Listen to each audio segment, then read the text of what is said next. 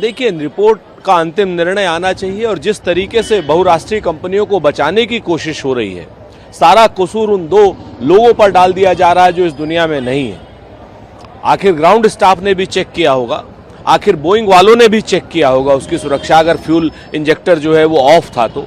इसमें खाली उन्हीं दोनों लोगों के ऊपर अंतरिम रिपोर्ट में डाल देना, ये कहीं ना कहीं एक बड़े षड्यंत्र की ओर इशारा करता है। हमारी भारत सरकार से उम्मीद है और अनुरोध है कि इसकी तह तक जाएं, षड्यंत्र का पता लगाएं, कमियों का पता लगाएं। अगर आप अभी इसमें लीपापोती कर देंगे तो आगे आने वाले समय में और दुर्घटनाएं हो सकती हैं। हमारा स्पष्ट रूप से अनुरोध है सरकार से कि इसमें कोई तुच्छ राजनीति न करे, बहुराष्ट्रीय कंपनियों के दबाव में ना आए और गहनता से जांच करके दोषियों के खिलाफ कड़ी से कड़ी कार्रवाई करें। एक और बड़ा अहम सवाल है, सुधार की सख्त आवश्यकता है। मुझे पूरा विश्वास है कि मेरे साथ नागरिक चुनौतियों का सामना करेंगे। निश्चित तौर पर गवई साहब जो कह रहे हैं, सुधार की एक सख्त आवश्यकता है। लगातार करोड़ों मुकदमे निचली अदालतों में पेंडिंग है और जिस तरीके से सुप्रीम कोर्ट ने कहा कि निचली अदालतों में कहीं ना कहीं बड़े आश्चर्यजनक फैसले आ रहे हैं। अगर आप राहुल गांधी जी का देखें तो मानहानि के केस में जिस तरीके से 2 साल से ज्यादा की उनको सजा दी गई और उनकी संसद सदस्यता खत्म की गई और सुप्रीम कोर्ट ने उसको फिर बदला, तो निचली अदालतों में तो बहुत ही ज्यादा सुधार की आवश्यकता है, दबाव मुक्त करने की आवश्यकता है, राजनीतिक जो है दबाव से मुक्ति की आवश्यकता है। और मैं गवई साहब के पूरी तरीके से साथ हूं। अगर गवई साहब इस तरीके से कोई काम करेंगे तो पूरी जनता उनका साथ देगी। बिहार में मतदाता सूची ने कहा है कि कहा जा रहा है कि ये एक पायलट प्रोजेक्ट है, ये एनआरसी को वापस लाने की एक और तरीका है। वो भारत में बहुसंख्यक शासन लागू करना चाहते हैं, वो नहीं चाहते कि भारत में कोई और सत्ता में आए। महाराष्ट्र में उन्होंने वोटों की संख्या बढ़ाई और यहाँ वे उससे कम कर रहे हैं। मेरा आरोप है कि चुनाव आयोग और उसके भाजपा बीच सांठगांठ है।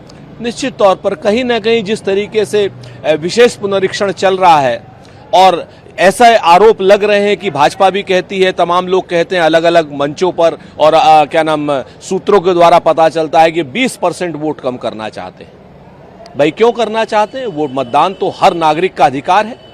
और जो सबसे बड़ी बात है कि उन 11 लिस्ट में, चेक लिस्ट में आधार का ना होना अपने आप में बड़ा संशय पैदा करता है। जिस तरीके से एक एक घर में 7-7 हजार मतदाता महाराष्ट्र में हुए, 5 साल में 32 लाख मतदाता बढ़े और मात्र 5 महीने में महाराष्ट्र में 40 लाख से ज्यादा मतदाता बढ़े।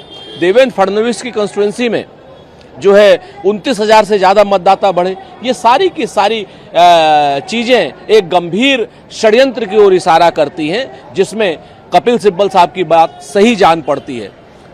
भारतीय जनता पार्टी की सरकार को और चुनाव आयोग को चाहिए कि वोटर लिस्ट में पारदर्शिता की पराकाष्ठा करें, वरना अगर आप ऐसा नहीं करेंगे तो निश्चित तौर पर जनमानस द्वेलित होगा।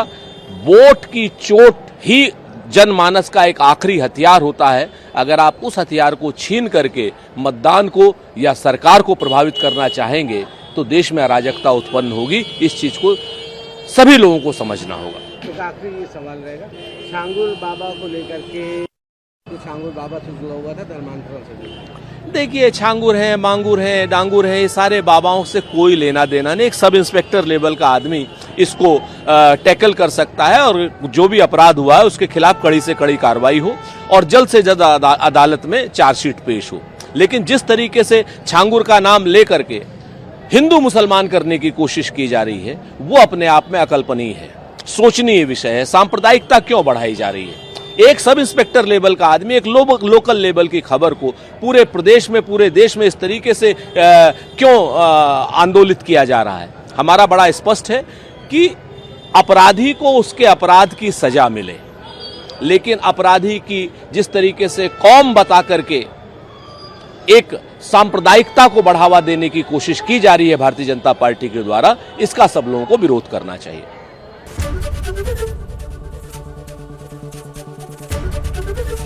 एबीपी गंगा, खबर आपकी, जुबान आपकी।